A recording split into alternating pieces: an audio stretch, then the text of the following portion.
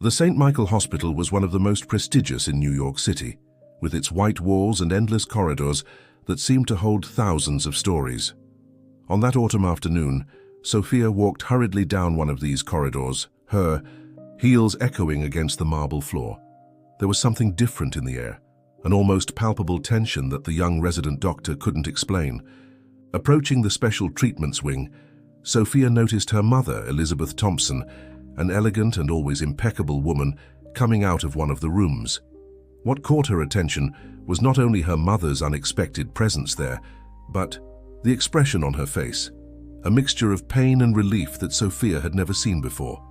Hiding behind a column, Sophia observed as her mother, dressed in an elegant black ensemble, took something out of her coat pocket. It was a small blue velvet box. With a delicate movement, Elizabeth placed the object on the nursing station counter, whispered a few words to the head nurse, and left without looking back.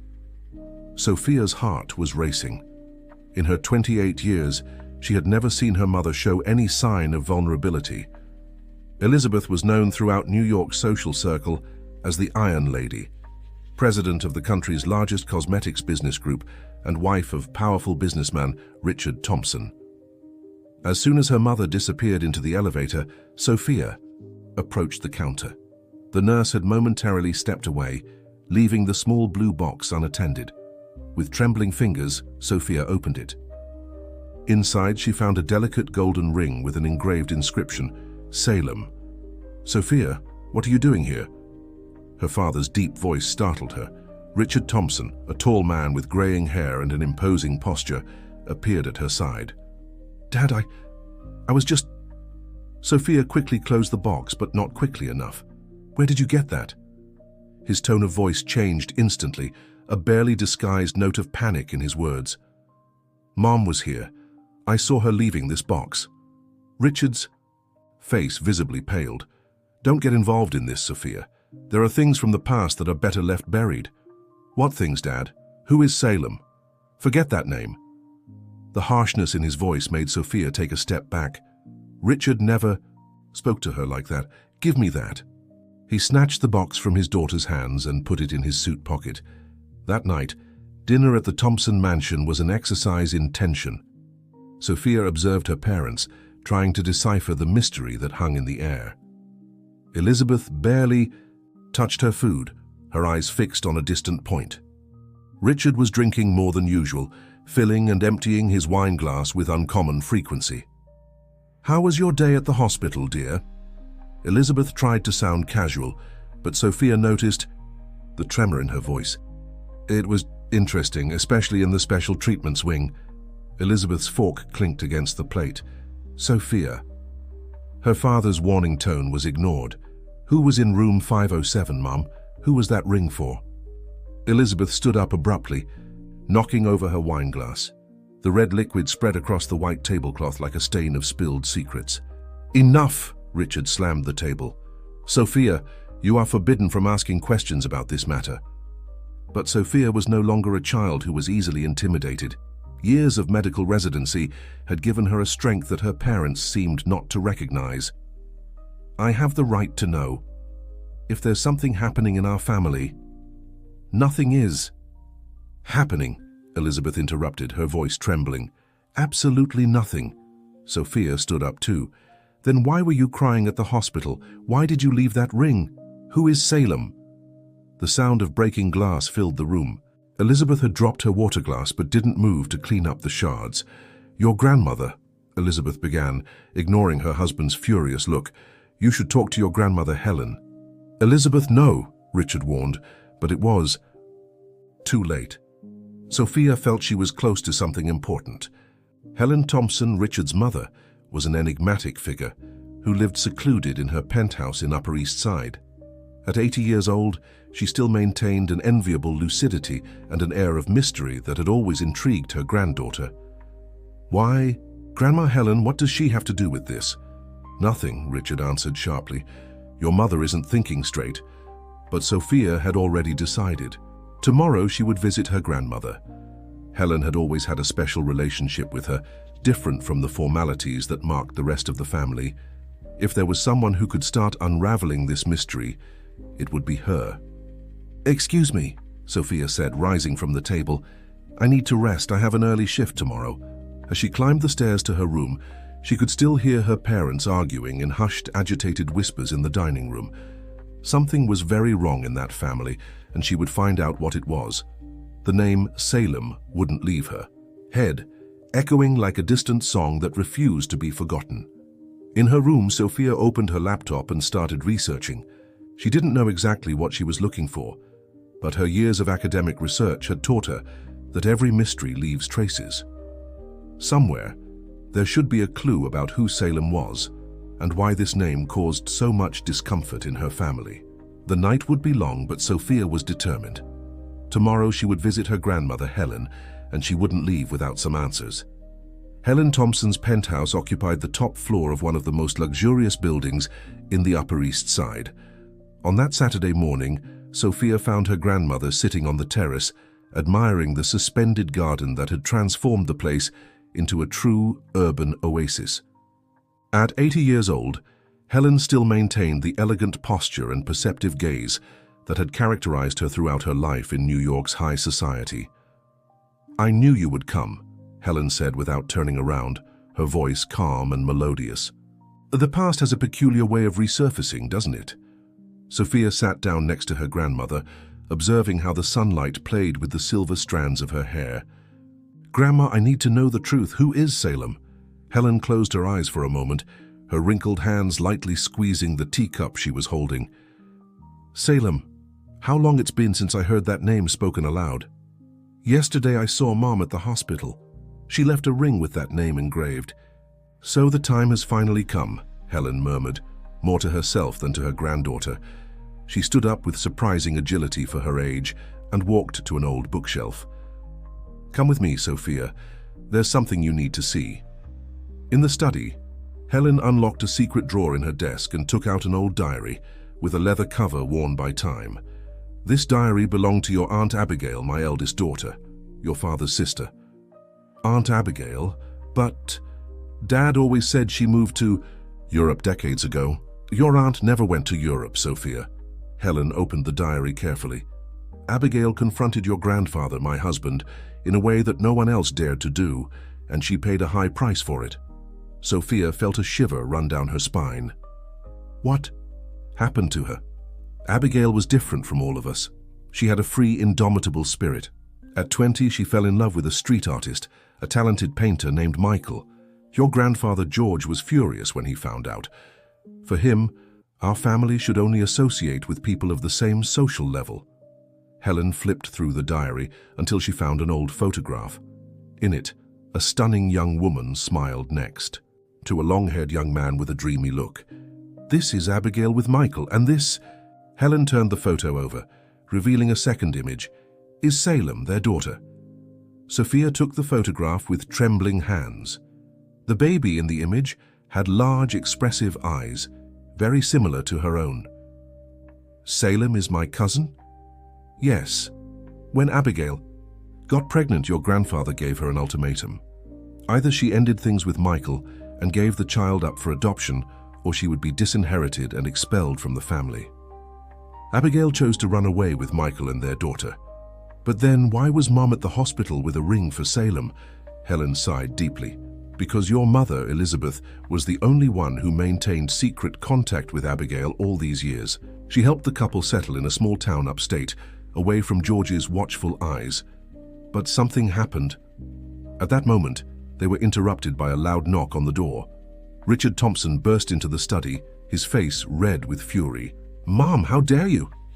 "Your father has always been afraid of the truth coming out," Helen continued, ignoring her son's presence. "That the empire he built would be tainted by scandal." "Enough!" Richard tried to grab the diary from Sophia's hands, but she was quicker. "No, Dad. I need to know. Why so much secrecy? Why was Mom crying at the hospital?" "Because Salem is hospitalized there," a soft voice answered from the door.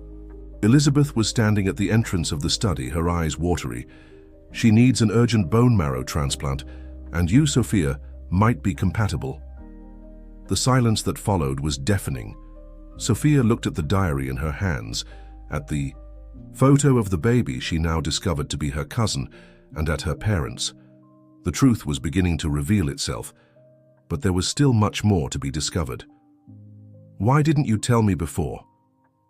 "Because your grandfather George still controls the company's board," Richard answered, defeated. "If he finds out we're in contact with Abigail and Salem, he can take everything from us. The empire we built, an empire built on lies," Sophia exploded. "And now a person might need my help, but you were willing to let her suffer to keep up appearances?" Helen took her granddaughter's hand lovingly. "There's more to this story than you imagine, dear, much more. Your grandfather George isn't the only one who keeps secrets in this family." Sophia looked again at the photograph. Somewhere in that city, her cousin was fighting for her life, while her family was struggling in a web of lies and secrets. It was time to do something about it. Where can I find Aunt Abigail? The small town of Millbrook, just over an hour from New York City, seemed like a completely different world from the bustling financial center that Sophia was used to. Following her mother's directions, she drove through tree-lined streets until she reached an old house with walls in faded blue tones and a lush garden full of orchids. Before she could ring the doorbell, Sophia heard the sound of a piano coming from inside the house. Chopin's notes floated through the morning air, executed with a precision that betrayed years of practice. Her heart raced when the music stopped. Abruptly, and footsteps approached the door. The woman who opened the door made Sophia catch her breath. Abigail, her aunt, was the living image of the photo she had seen in the diary, just a few decades older. The same expressive eyes now framed by laugh lines that revealed a life of smiles, and her hair, still abundant, had exchanged dark brown for an elegant grey. "You must be Sophia," Abigail said with a warm smile. "You have your grandmother Helen's eyes." "Aunt Abigail," Sophia felt tears welling up in her eyes. I didn't even know of your existence until yesterday." Abigail opened her arms and enveloped her niece in a tight hug. "Come in, dear, we have a lot to talk about." The interior of the house was a perfect reflection of its owner. The walls were covered with paintings, vibrant landscapes and expressive. Portraits that Sophia imagined had been painted by Michael, the street artist who had won Abigail's heart. Photographs in old picture frames told the story of a family different from the one Sophia knew. Genuine smiles, relaxed moments, true love. "Salem is in her room resting," Abigail commented as she served tea in old porcelain cups. "The last chemotherapy session left her quite debilitated." "How is she dealing with all this?" Abigail sighed, her eyes losing some of their sparkle. "Salem is strong, she always has been, but this disease, it appeared so suddenly. The doctors say the transplant is her best chance." "That's why Mom was at the hospital," Sophia murmured, the pieces of the puzzle starting to fit together. "Elizabeth never abandoned us, you know." Abigail smiled fondly. "She was our connection to the family all these years. When Salem got sick, it was she who arranged the admission to St. Michael and started the search for compatible donors." A noise coming from the hallway caught their attention. A young woman of approximately 25 years old appeared at the door of the living room, leaning slightly against the wall. Her hair was short, a result of the treatment, but her eyes, the same Thompson family eyes, shone with surprising intensity. "You must be the famous Dr. Cousin," Salem said with a weak smile. Sophia immediately stood up to help her sit down. "And you're the artist cousin who inherited her father's talent," she replied, noticing the painting calluses on Salem's hands. "Dad taught me everything I know," Salem smiled, looking fondly at one of the paintings on the wall. "He used to say that art is the language of the soul. Where is Uncle Michael?" A heavy silence fell over the room. Abigail and Salem exchanged meaningful looks. "Michael is traveling," Abigail answered cautiously. "He received an invitation for an important exhibition in Canada a few months ago." But Sophia, with her years of medical experience, realized there was more to that story. The way Salem looked away, how Abigail nervously squeezed the napkin between her fingers, there was another secret there. "Aunt Abigail," Sophia began gently, "why does Grandpa George hate this part of the family so much? What really happened? In the past?" Abigail stood up and walked to an old dresser. From inside a drawer, she took out a folder yellowed by time. "Maybe it's time for you to know the whole truth, Sophia. Not just about Michael and me, but about the Thompson Empire and how it really began. "Mom," Salem intervened with concern, "are you sure? Your cousin came all the way here, dear. She deserves to know." Abigail opened the folder, revealing old documents and newspaper clippings. "Sophia, what do you know about how your grandfather built the family business? That he started from scratch with a small cosmetics store in the 60s. Abigail shook her head. "The story is much more complex, and it all started with a betrayal that changed the fate of many families." Sophia picked up one of the newspaper clippings. The headline, dated 1965, talked about the mysterious bankruptcy of a cosmetics company called North Star. Her heart raced when she saw the photo of the owner, a man who looked strikingly similar to Michael. "The man in the photo," Abigail said softly, "is Michael's father, and the story I'm about to tell you now explains why your grandfather is so afraid of the truth coming out." Abigail spread the documents on the dining table with meticulous care. Yellowed newspaper clippings, old contracts, and black and white photographs told a story that had been buried for decades, Sophia observed, each piece of that puzzle with a mixture of fascination and apprehension. North Star was the largest cosmetics company in the United States in the 60s, Abigail began, pointing to a colorful magazine advertisement. Anthony Rivers, Michael's father, built the empire from scratch using natural formulas that his family had brought from England. His lotions and creams were famous across the country. Sophia picked up the advertisement, admiring the vintage art that showed a smiling woman applying cream to her face. The slogan read, "North Star, beauty that comes from nature." "Your grandfather George worked as an accountant for the company," Abigail continued, her voice trembling slightly. "He had access to all the documents, all the formulas, all the trade secrets. Anthony trusted him completely." Salem, who had remained silent, stood up with difficulty and took a photo album from a nearby shelf. "Look at these photos, Sophia. They're from the inauguration of the first North Star factory." The photographs showed a grand ceremony. Anthony Rivers, a tall and elegant man, was cutting a ribbon next to his wife, and there was George Thompson, much younger, smiling next to them. "What happened next?" Sophia asked, although she feared the answer. Abigail picked up a set of legal documents, her hands trembling slightly. "Your grandfather started embezzling money from the company little by little, in a way that no one would notice. But that was just the beginning. He had copied all the formulas, all the contacts with suppliers, the entire structure of the business. One night," Salem continued the story, "there was a fire in the main factory. All the original records of the formulas were destroyed.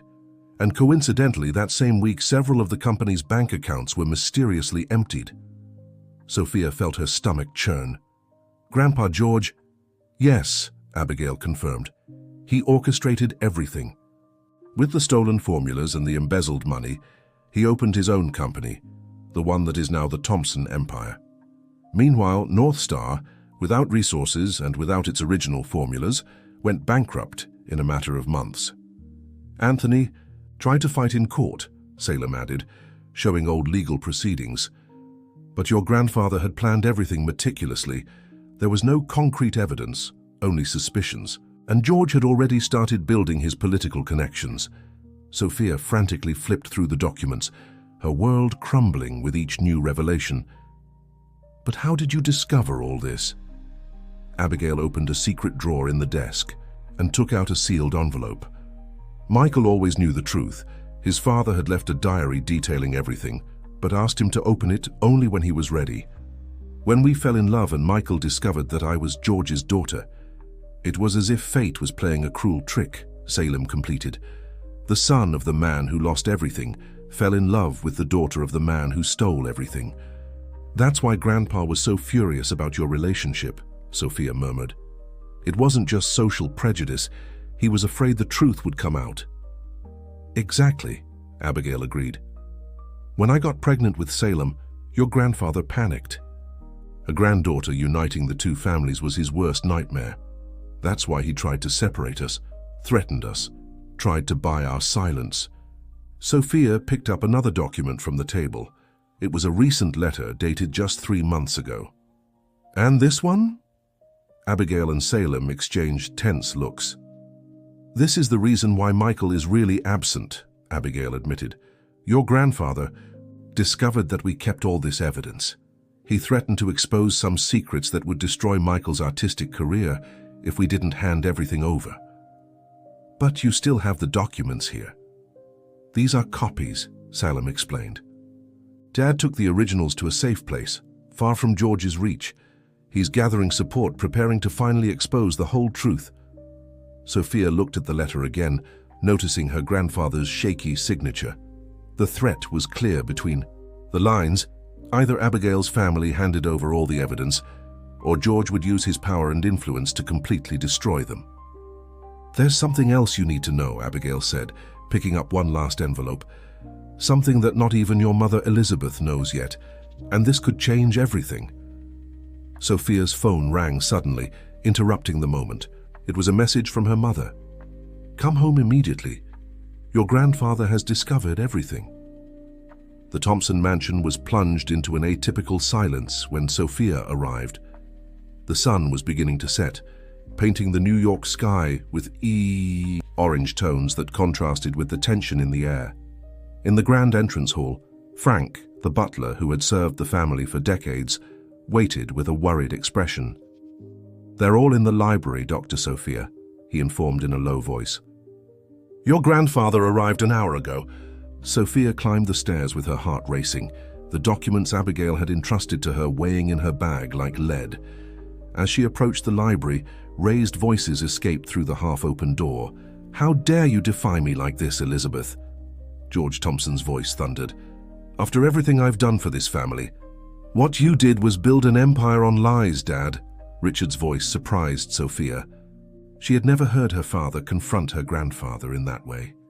As she entered the library, Sophia encountered a scene she would never forget. George Thompson, at 85, still imposed his presence with authority. Standing by the fireplace, his impeccable suit contrasted with his face red with fury.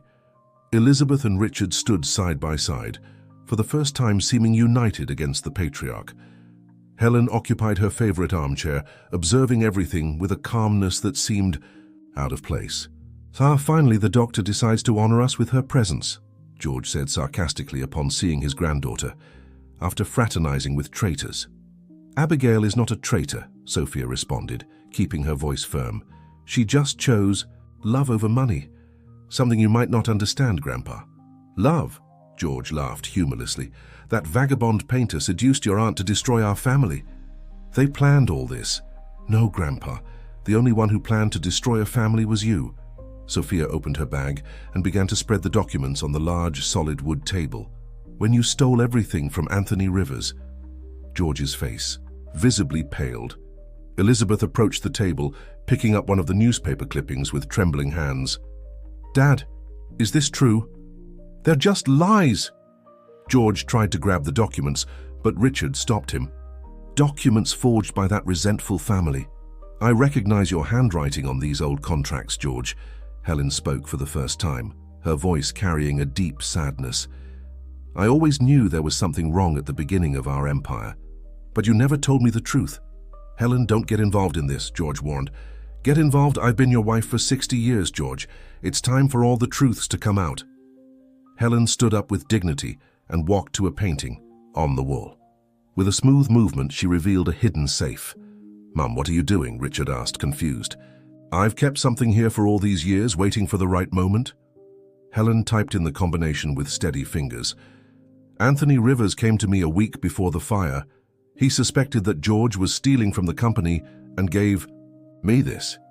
From the safe, Helen took out a small red book with the North Star logo embossed in gold. "The original book with all the formulas. Anthony wanted me to keep a copy in case his suspicions were correct." George staggered, needing to lean on a chair. You knew all this time?" "Yes, George, and I carried this weight with me for decades, hoping that one day you would repent, confess, try to correct your mistakes. But you just kept accumulating more lies." "Why did you never say anything, Grandma?" Sophia asked, perplexed. "Because at the time I was pregnant with Richard," Helen replied, looking at her son. "And then came you, Abigail, the grandchildren. I convinced myself that I was protecting the family by keeping this secret, but now I see that I only allowed the poison to spread for generations." Elizabeth sat heavily in an armchair. "So that's why you always secretly supported my contact with Abigail? You knew everything." "Yes, my dear. And when you told me about Salem's illness, I knew it was time for the truth to come out. Our family can't heal while we live in the shadows of past lies." "You're going to destroy everything," George exploded. "The empire I built." "That you stole," Richard interrupted. "And now you're willing to let your own granddaughter suffer. To keep your lies." "Salem is not my granddaughter. She's living proof of Abigail's betrayal." "Salem is as much a Thompson as any of us," Sophia confronted her grandfather. "And she needs our help now. I'm going to do the compatibility test, whether you want it or not." At that moment, the library door opened again. To everyone's amazement, Michael was standing at the entrance, holding a thick folder of documents. "I think it's time we settle this once and for all, isn't it, Mr. Thompson?" Michael entered the library with the same artistic elegance that Sophia had recognized in the old photos. His hair, now grey, was tied in a low ponytail, and his simple clothes contrasted with the luxurious environment of the mansion. In his hands, the folder of documents seemed to weigh as much as decades of secrets. "How dare you invade my house?" George vociferated, trying to maintain his authoritative posture, but his voice betrayed a tremor of fear. "I didn't invade." "Mr. Thompson," Michael responded calmly, "Helen invited me. It's time we put all the cards on the table." Helen nodded, confirming. "Michael and I have been in contact for years, George. Just as I kept the secrets that destroyed a family, I also maintained the bridge that could one day fix them." Elizabeth advanced towards Michael, tears in her eyes. "How are Abigail and Salem?" "They're fine considering the circumstances," Michael responded with a gentle smile. "Salem is as strong as her mother. But it's not about the present that I came to talk about, but about the past that brought us here." Michael opened his folder and began to take out documents. They weren't old copies like the ones Abigail had shown, but new, recent papers. "All these years, while you thought you had perfectly buried your crime, my father never stopped gathering evidence," Michael explained, methodically organizing the papers. "Even after his health deteriorated, he continued documenting everything, building a network of people who knew the truth." "What truth?" Richard asked, approaching the table. "What else is there besides the theft of the company?" "The real reason why your father was so desperate to silence my family," Michael responded, taking out one last document from the folder. "It wasn't just about the stolen formulas or the embezzled money. It was about this." The document Michael presented was an old birth certificate. The name on it made George stagger. Mary Helen Rivers. "Who is Mary Helen?" Sophia asked, observing how her grandmother paled at seeing the name. "My sister," Michael responded softly. "My twin sister, who according to official records died as a baby, except she didn't die." Helen stood up from her armchair, silent tears running down her wrinkled face. "I always knew there was something different about you, Abigail," she whispered. "From the first moment I saw you." "What are you talking about, Mom?" Richard asked, confused. "Abigail is not your biological sister, Richard," Helen revealed, her voice trembling. "She's my niece, Mary Helen's daughter." The library plunged into a stunning silence. Sophia looked at those present, trying to process this new revelation. Her Aunt Abigail wasn't just the rebellious daughter of the Thompsons. She was the legitimate heir of North Star, Anthony Rivers' granddaughter. "Impossible," George thundered, but his face was as white as paper. "Mary Helen was my twin sister," Michael continued. "When she discovered she was pregnant with Abigail, she sought help from Helen, her only friend, but there were complications during the birth. I promised Mary Helen that I would take care of her daughter," Helen completed, wiping away tears. "George convinced everyone that Abigail was our daughter, that we had adopted her after a supposed loss I had. He saw there the perfect opportunity to get closer to the Rivers family, to gain Anthony's trust. And it worked perfectly," Michael said bitterly. "With Abigail under your roof, you had direct access to all the family secrets. My father trusted you so much that he never suspected his accountant was stealing everything right under his nose." Sophia observed her grandfather, seeing how each word hit him like a physical blow. The powerful George Thompson, the man who had built an empire through lies, was finally cornered by his own choices. That's why you were so upset when Abigail and Michael fell in love, Elizabeth realized. It wasn't just about social status. It was because they're cousins. Cousins who never knew about their kinship until it was too late, Michael confirmed. When we discovered the truth, Abigail was already pregnant with Salem. And now Salem needs our help, Sophia intervened. She's not just your biological granddaughter, Grandpa. She's the last link between the Thompson and Rivers families, a chance for redemption.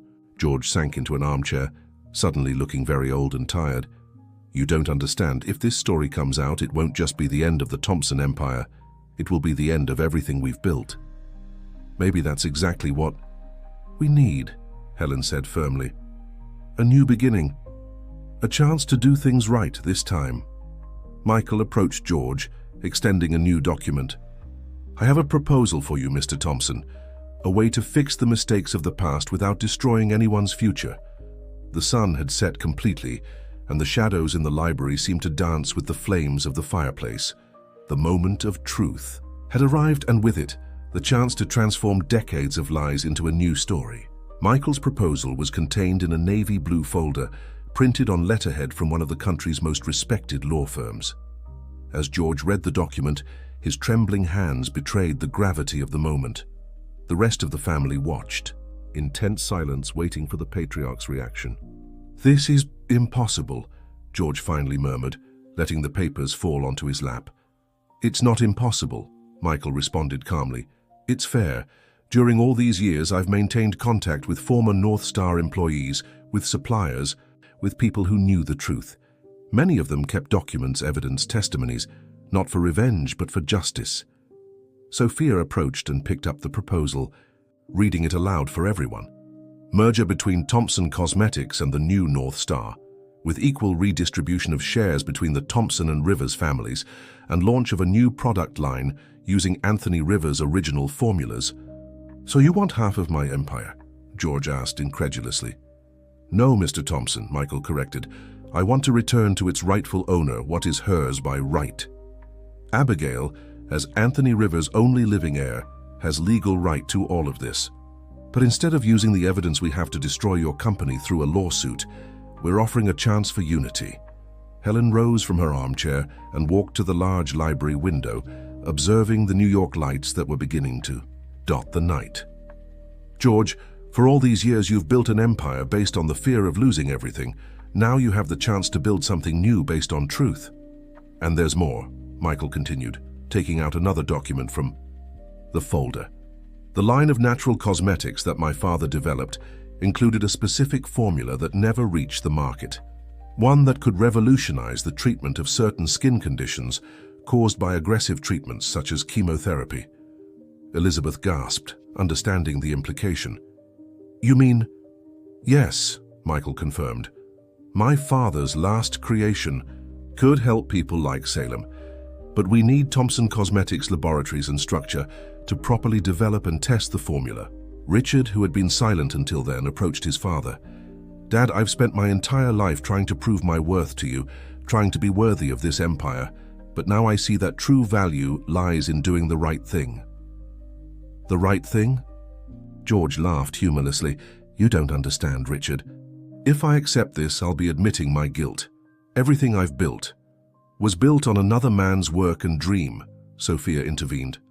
Grandpa, you have a chance to transform this story, to use all your business knowledge, all your connections, to do something extraordinary, to unite families instead of separating them.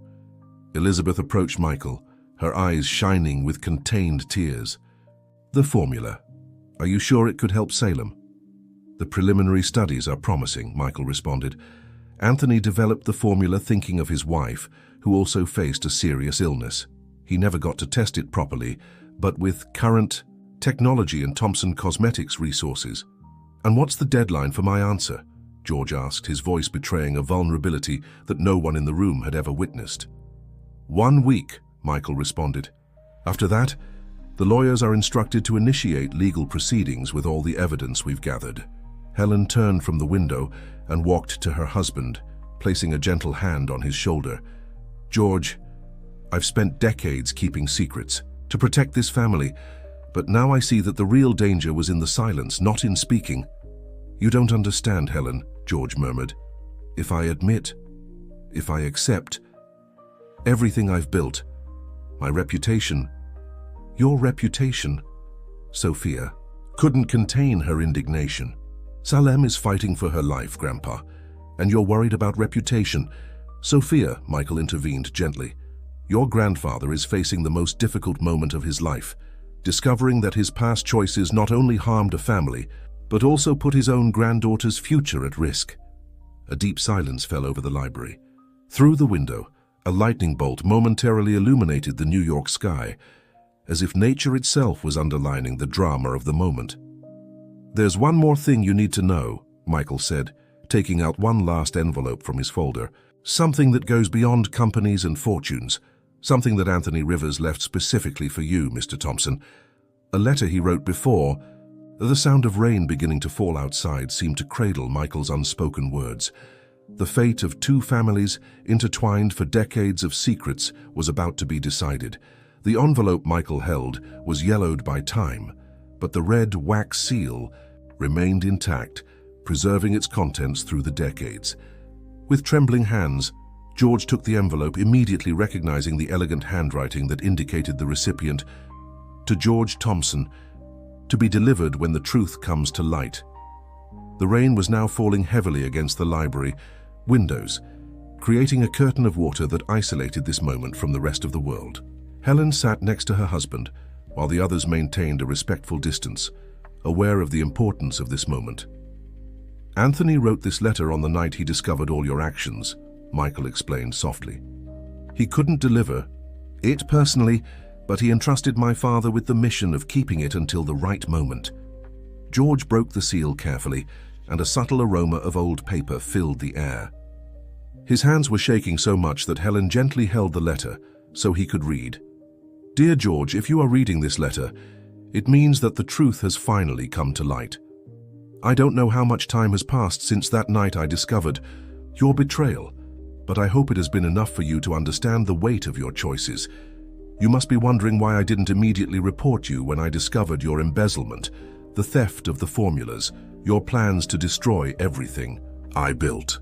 The answer is simple, because I remember the idealistic young man you were when you arrived at North Star, asking for an opportunity. Do you remember that day, George? You were only 22 years old, freshly graduated, with bright eyes and dreams. Too big for your own good. It was Helen who brought you to me. She was working as a secretary at the time, and she saw in you the same potential that I came to see. You became more than an employee to me. You were like the son I never had. I shared with you not only the company's secrets, but also my hopes, my dreams for the future. I taught you everything I knew about business, about leadership, about the importance of building something meaningful.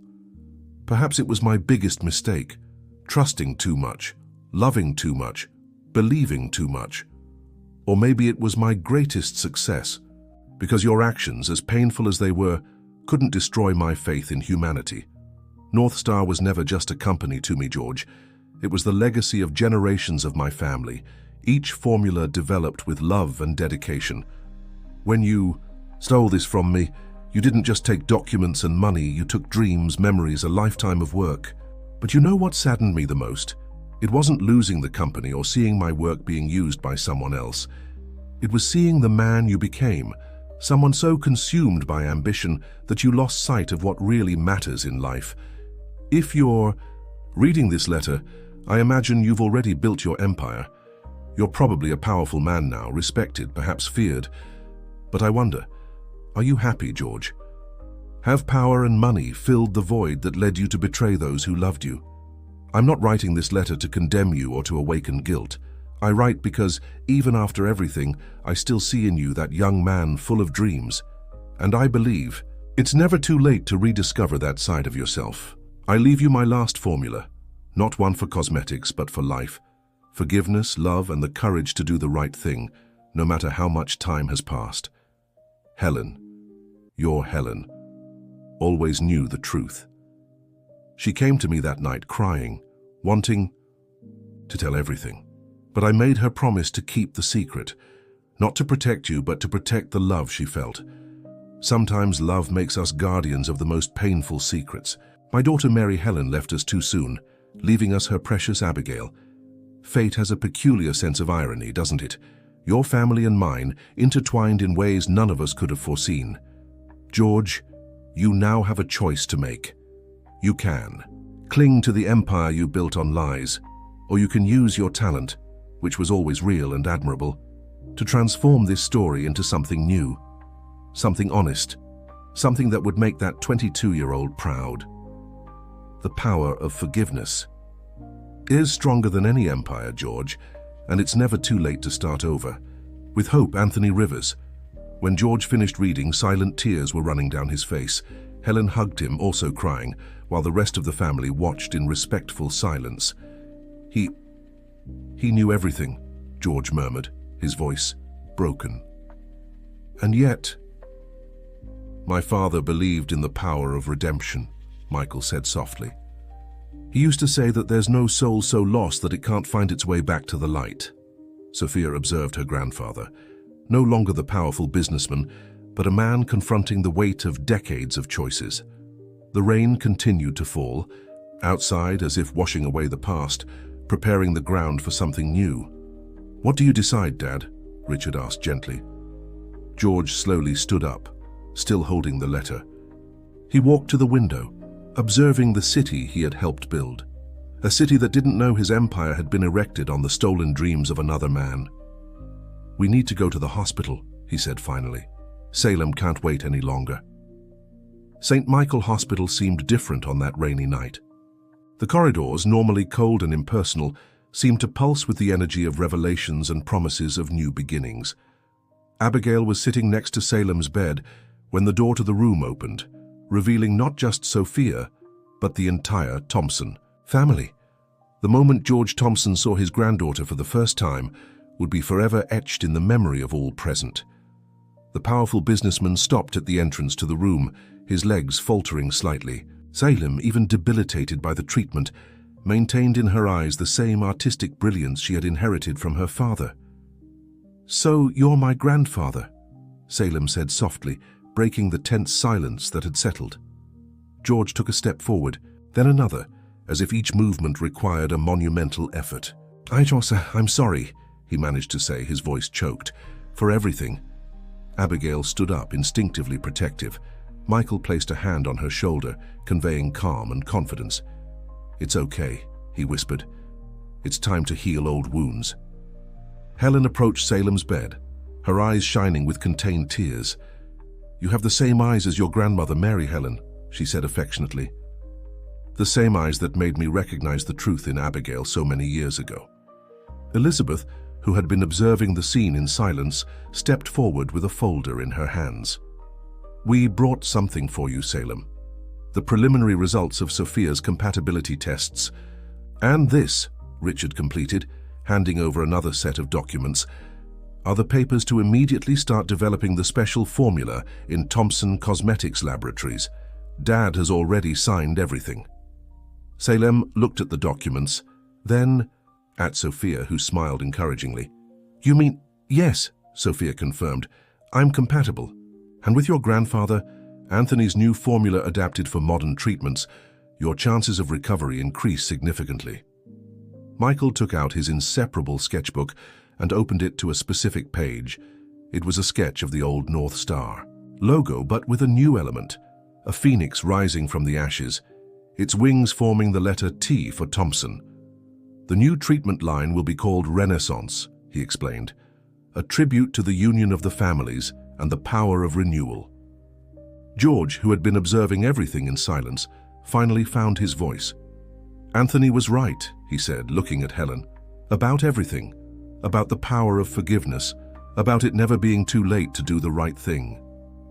"Dad," Abigail called softly, surprising everyone by using this word for the first time in decades to address George. "Salem has something to show you." With Sophia's help, Salem reached for a folder beside her bed. Inside were dozens of drawings, landscapes, portraits, scenes from everyday life. But what caught everyone's attention was a specific portrait. A young man in a suit with bright eyes and a hopeful smile. "It's you," Salem explained to George. "As you were when you arrived at North Star, Mom told me so many stories, and I always wanted to capture that moment, that person you were before." George took the drawing with trembling hands. It was like looking through a time portal, seeing himself as Anthony saw him, full of potential and dreams. "You have an extraordinary gift," he whispered. "Just like Dad," Salem smiled, looking fondly at Michael. "And now I know it's also like great-grandfather Anthony." Elizabeth took the opportunity to share the initial plans for the merger of the companies. The new Thompson & Rivers Cosmetics would not only be a powerhouse in the market, but a symbol of redemption and renewal. "The Renaissance line will be just the beginning," she explained enthusiastically. "We're going to recover all the original North Star formulas, combine them with our modern technology. And the first product will be dedicated to Anthony," George completed, surprising everyone. "And the second chance he gave me through this letter, even without being here to see it." The rain outside was beginning to subside, and a ray of moonlight managed to penetrate through the clouds, illuminating the hospital room. Sophia observed her family, no longer divided by secrets and lies, but united by the power of truth and forgiveness. Salem took George's hand, then Sophia's. "You know," she said with a weak but genuine smile, "they say sometimes we need to get completely lost to truly find ourselves." And on that night, in room 507 of St. Michael Hospital, two families separated by decades of secrets finally became one. 1 year later, the main auditorium of the new Thompson & Rivers Cosmetics headquarters was packed. Journalists, business people, and personalities from around the world gathered for the official launch of the Renaissance line. On the stage, ATI's giant screen displayed the company's new logo, the Golden Phoenix, symbol of rebirth, its wings embracing the initials T&R. Salem, now fully recovered, adjusted the microphone on her elegant blue dress. Beside her, Sophia smiled, proud not only as a cousin, but as the doctor who had accompanied every step of her recovery. In the front row, Abigail and Michael held hands, while Helen, Elizabeth, and Richard watched with evident pride. "Good evening, everyone," Salem began, her voice strong and clear echoing through the auditorium. "Today we're not just launching a new product line, we're celebrating a story of redemption, of second chances, and of the transformative power of love and forgiveness." The light softened and images began to pass on the screen, old photographs of North Star, portraits of Anthony Rivers, moments from the Thompson family history. The last photo showed George Thompson in his office, signing the merger documents. "My great-grandfather Anthony believed that true beauty comes from within," Salem continued, "that the products we create are not just to beautify appearance, but to heal, restore, transform. The Renaissance line is born from this principle." Sophia stood up and joined her cousin on the stage. "As a doctor, I can attest to the revolutionary power of the formulas we've developed, combining the natural wisdom of the Rivers with the cutting-edge technology of the Thompsons. We've created products that not only treat the skin, but restore dignity to patients undergoing treatment." In the audience, several familiar faces smiled with tears in their eyes. They were the first patients who had tested the products, people who, like Salem, had found not just treatment, but hope. Michael went up on stage with his inseparable sketchbook. "As an artist, I've always believed that beauty is in the details, in the little things that make life worth living. Each product in the Renaissance line carries a story, a memory, a piece of two families who discovered that love is stronger than any grudge." Abigail joined them, bringing with her an old box. "This is the original formula box from North Star," she explained, opening it reverently. "Each page has been preserved, each annotation studied. And today, finally, these treasures come back, to life in a new form." Elizabeth and Richard then presented the structure of the new company, a merger that went beyond business, creating a foundation to support research in dermatological treatments for vulnerable patients. "But there's someone," Salem said, her voice softening, "who needs to say a few words. Someone who had the courage to face his mistakes and transform them into an opportunity for redemption." George Thompson slowly climbed onto the stage, leaning on his cane. The past year had transformed him. His face was softer, his eyes gentler. Helen accompanied him, as she had always done, but now their smiles were genuine, free from the weight of secrets. "A year ago," George began, his voice choked. With emotion, "I was a man who had everything and at the same time nothing. Anthony Rivers, through a letter written decades ago, taught me that true legacy isn't in the empires we build, but in the lives we touch." He paused, looking fondly at his reunited family. "The Renaissance line isn't just a new brand. It's a promise that it's never too late to start over, to do the right thing, to open your heart to love." On the big screen, a new image appeared. The portrait Selim had drawn of young George, now transformed into the official art for the classic line of products. Beside it, a recent photo showed the two families gathered in the garden of the Thompson mansion, no longer divided by secrets, but united by love and truth. And to conclude, Selim took the microphone again. "I'd like to present the most special product in the line, the Anthony Restorative Cream."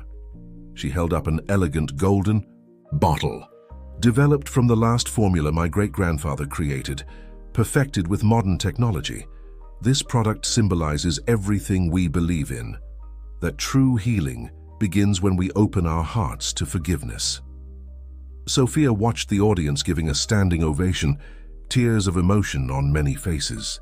Her family had come a long way, from the shadows of secrets to the light of truth, from the pain of the past to the hope of the future. At the cocktail party that followed the event, between hugs and congratulations, Helen found a moment to be alone with George in the garden of the new headquarters. The night was clear, the stars shining brightly in the New York sky. "Anthony was right," she said softly. "It's never too late to start over." George smiled, observing through the window his reunited family, Abigail laughing with Elizabeth, Michael showing his latest sketches to Richard, Sophia and Selim, embracing like the sisters they should always have been. "You know," he replied, "for the first time in decades I feel truly rich." And on the walls of the new Thompson and Rivers empire, the golden phoenix spread its wings, reminding everyone that from the ashes of the past can be born the most beautiful stories of redemption.